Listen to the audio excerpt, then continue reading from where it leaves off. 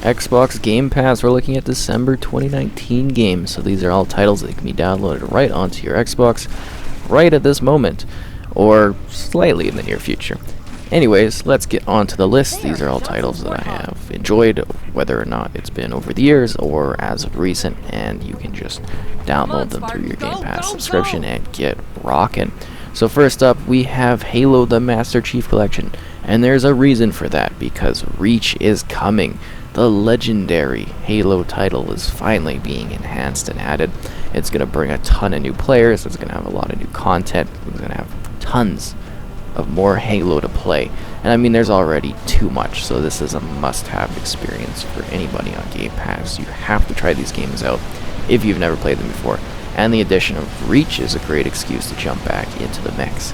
I also added a bit of a Christmas-type theme when I was picking these games, so I hope you kind of see that throughout. Next up, we're going to something a little bit different because I want to add variety. This is Age of Wonders Planetfall. So this is a sort of strategy-type game. You're building cities, you're building structures, you're expanding your cities, you're collecting resources, you're going into epic battles that you can either control or have auto-run. It's sort of like Civilization, but it has a really fun, cool sci-fi element to it that's really cool. There's diplomacy, there's all sorts of skill trees, there's beautiful, weird-looking terrain, you get all these cool creatures and all these cool vehicles and all these cool items, and there's quite a lot of content to this. And you could spend countless hours sitting there commanding your troops, getting ready for battle, and just having a great time. If this is your type of strategy game, this one is fantastic. It works so well on the console, it looks beautiful, the terrain detail, the biomes you get to explore. What a really great game. I seriously absolutely love this one. Next up, we get a little bit festive even more so with Dead Rising 4. So this one kind of gets a little bit of a bad rap. It's actually pretty good. I mean, you get to play as Frank West yet again. He's back at the Willamette Mall where it all began. And there's another breakout. With this being a Game Pass title, it's definitely worth checking out. It's got the whole Christmas vibe going on, which is perfect for the season. Like, just look at all these elvish zombies. But they have a lot of fun with it too. There's actually a pretty good story involved in this, and it does kind of wrap up the narrative for Dead Rising. I hope we do get to see more Dead Rising games in the future, but we haven't had one in a while. That being said, this one matches the theme perfectly well. It's actually a really enjoyable game. There's tons of weird combo things, tons of zombies to walk through, a really big map, a really intense narrative that you can play when you want, and yeah, it's generally well done. I quite enjoyed that one. So now we're moving on to something that's even more intense. That's right, City Skylines. I've spent quite a number of hours playing this recently because I've been getting some DLC from the publisher or PR or whatever to cover. And yeah, I forgot how addictive a city building game is. This is my city that I've been rocking for a number of hours. I got the campus expansion going on. I got some decorative building type expansions on top of that. And you can do all kinds of crazy things. Building areas for all your people, dealing with rivers, expanding your territory, expanding to new heights.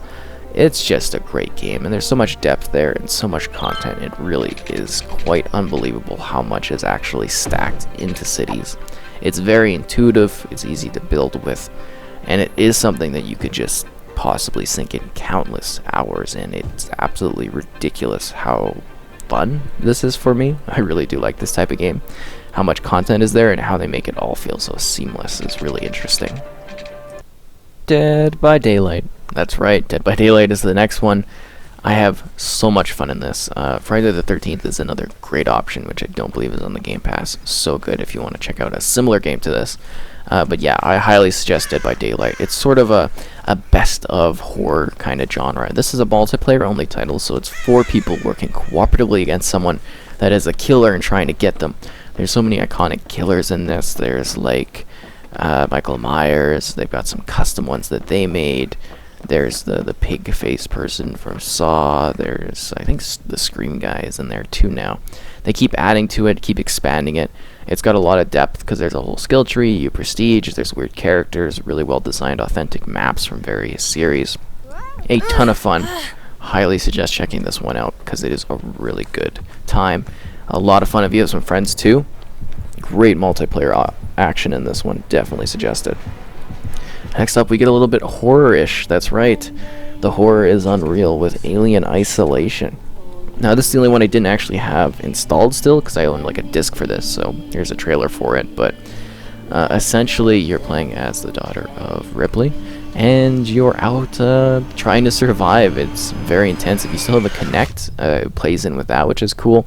And it's just like a terrifying sort of game where you're walking a little slowly, trying to figure things out while being hunted by aliens or absolutely horrifying androids, all while in a very truly authentic experience within this alien world, you know, the world of Aliens, which is a movie franchise if you're not familiar with it. It truly is very well done and a very, very good game. It's not like 100% horror, but you'll be scared. You'll get good jump scares and stuff. Is that alien when it's stalking you is just terrifying. Like, my god, it really does capture the world very well. Now, for something a little bit more fun, we've got The Outer Worlds, which just released not too long ago from Obsidian, which is a new Microsoft studio. If you like Fallout, this is Fallout in space. There's so many cool things you can do, so many choices you can make. You can have whatever kind of character you want. There's different companions, there's different worlds, there's new areas to explore, new planets to visit, weird things to get into. Make sure you do saves, because then you can play around even more crazily. You make narrative choices. You build up your character RPG-wise however you want. Do you want to have a lot of charisma? Do you want to have a lot of strength? Do you want to just be like an ass? You can do whatever you want in this. It's great. There's lots of freedom. It's a really good single-player RPG experience. I highly suggest it. It's some of the most fun I've had all year in a game. Highly do suggest checking this one out. It is so worth it. And it's on the PC Game Pass too, but we're sticking to console. Next up, we got Rage 2, which is a just over-the-top insane shooter. It's so wild and fast-paced. It's unreal. It's colorful, it's vibrant, it features a fairly good length to it, and it's just a lot of fast-paced, intense action. That's what it is. You just want a wild, crazy, futuristic punk shooter in the middle of like a desert terrain. I mean, there's like some variations in the environment, but it's largely a desert area that you're going through. Driving vehicles, smashing into people, doing weird story missions and stuff.